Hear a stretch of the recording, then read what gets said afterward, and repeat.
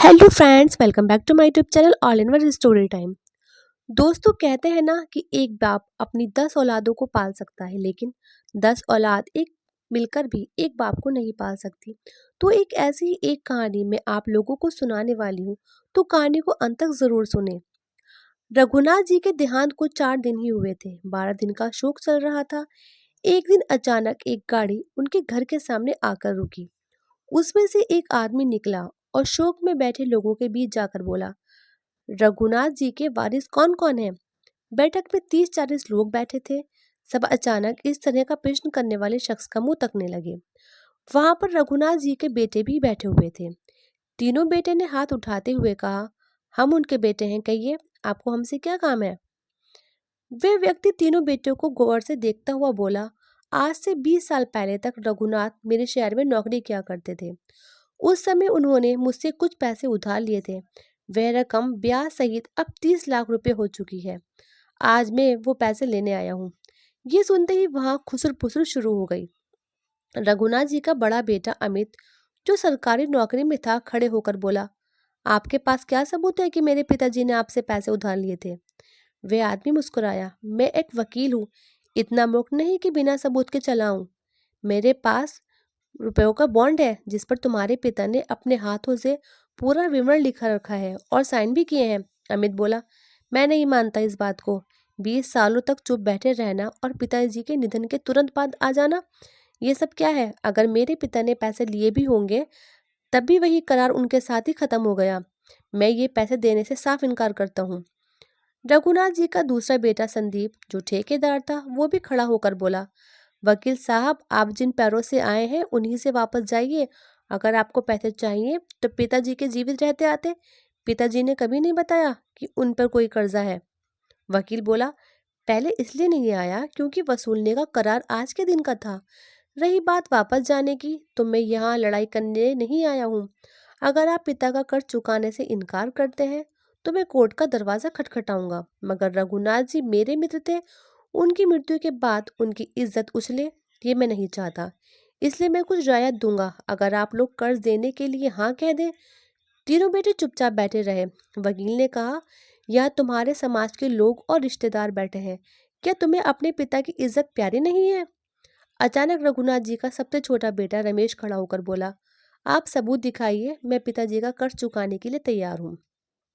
ये सुनते ही उसकी पत्नी सीमा, जो दरवाजे पर अन्य औरतों के साथ खड़ी थी, जल्दी से बाहर आई। वे रमेश का हाथ पकड़कर अंदर ले गई और बोली, ये आप क्या कर रहे हैं जी? हमारे पास तो 1,000 रुपये भी नहीं है। 30 लाख कहाँ से देंगे? आपको दोनों भाई इतने संपन्न होकर भी चुप है, फिर आप क्यों अपने ऊपर बोझ ले रहे हैं? रमेश के पास बस एक जमीन थी और छोटा मोटा काम करके गुजारा चलता था। दोनों बड़े भाई आराम की जिंदगी जी रहे थे। एक सरकारी नौकरी में था, दूसरा ठेकेदार था।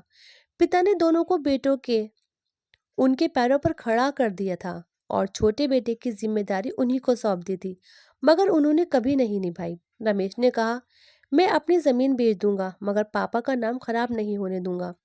सीमा आंखों में आंसू आ गए। आपकी इसी आदत के कारण हम गरीब हैं। भगवान के लिए ऐसा मत कीजिए, जमीन बिक गई तो हम खाएंगे क्या? रमेश बोला, तुमने हमेशा मुझे सच्चा इंसान कहा है। आज तुम चाहती हो मैं सबके सामने नामर्द कहलाऊं? पिता की इज्जत बचाना मेरा धर्म है। सीमा ने उसके हाथ थामकर कहा, जाइए जी, पहले परिवार की इज्जत बचाइए। पेट भरने का रास्ता मैं निकाल लूंगी। मुझे आपके हाथों की मेहनत पर भरोसा है।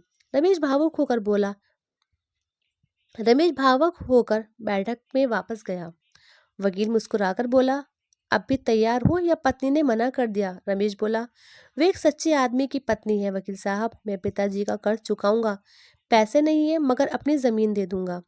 वकील ने फिर बड़े भाइयों की ओर देखा, क्या तुम लोग अपने भाई का साथ नहीं दोगे? दोनों ने सिर झुका लिया। वकील बोला, असल में आज से 30 साल पहले मैंने और रघुनाथ जी ने मिलकर कुछ शेयर खरीदे थे। उस समय उनकी कीमत 10,000 थी। तय हुआ था कि हम में से किसी एक की मृत्यु होते ही शेयर बेच दिए जाएंगे और मृतक के हिस्से की रकम उसकी योग्य संतान को जीवित हिस्सेदार देगा।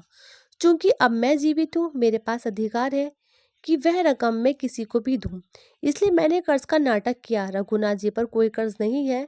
शेयर बेचने के बाद टैक्स कटकर कुल 80 लाख रुपए आए हैं और मैं यह पूरी रकम उनके छोटे बेटे रमेश शर्मा को दे देता हूँ, क्योंकि वही अपने पिता का सच्चा हकदार है। इतना सुनते ही सब हैरान रह गए। दोनों बड़े बेटों का चेहरा उतर गया। उनकी पत्नियां, जो कुछ देर पहले रमेश को मूर्ख समझ रही थी, अब अपने पतियों की ओर गुस्से में देखने लगी। वकील ने इशारा किया। उसके आदमी 2 बड़े सूटकेस उठाकर लाए और रमेश को दे दिए। सभी ने तालियां बजाकर रमेश के स्वागत किया। रमेश सूटकेस लेकर अंदर गया। सीमा दौड़कर आई और बोली, आज समझ में आ गया जी कि ईमानदारी की दौलत कितनी बड़ी है। रमेश बोला, मुझे तुम पर भी गर्व है कि तुम मेरी पत्नी हो। सीमा मुस्कुराते हुए बोली, सच्चाई, ईमानदारी और खुददारी के रास्ते में कांटे तो बहुत है, मगर एक दिन भगवान सुनता जरूर है, और जब सुनता है तो छप्पर फाड़ कर सुनता है। तो दोस्तों, ये कहानी आपको कैसी लगी? अगर पसंद आई हो तो कमेंट बॉक्स में ज़रूर बताएं, और अभी तक अगर आपने हमारे चैनल को सब्सक्राइब नहीं किया है तो कर लीजिए, और जो पास में बेल आइकन है उसको भी प्रेस कर ऑल पर सेलेक्ट कर दें, ताकि आपको मेरी आने वाली सभी वीडियो की नोटिफिकेशन सबसे पहले मिल सके। तो ऐसी अच्छी अच्छी कहानी सुनने के लिए हमारे channel all in one story time को सब्सक्राइब करना ना भूलें, और एक लाइक, एक शेयर और प्यारे से कमेंट के साथ अपनी राय ज़रूर बताएं। और हाँ, आप इस कहानी को कौन सी सीरीज से देख रहे हैं ये भी बताना, और अगली कहानी किस टॉपिक पर सुनना चाहते हैं वो भी ज़रूर बताएं। तो मिलते हैं ऐसी एक और एक अच्छी कहानी के साथ। तो तब तक के लिए tata bye bye and thanks for watching.